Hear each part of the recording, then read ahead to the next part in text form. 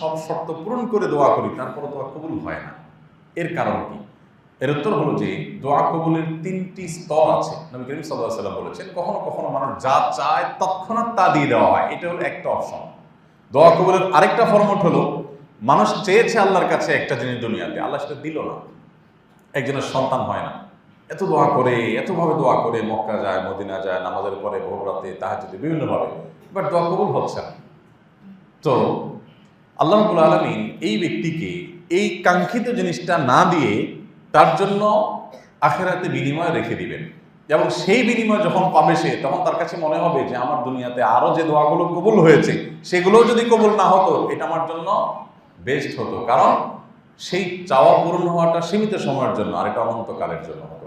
কখনো কখনো আল্লাহ তাআলা বান্দার জন্য দোয়ার কাঙ্ক্ষিত বিষয় না দিয়ে তার চেয়ে বেটার জিনিস রেখে দেন। আর দোয়া কবুলের আরেকটা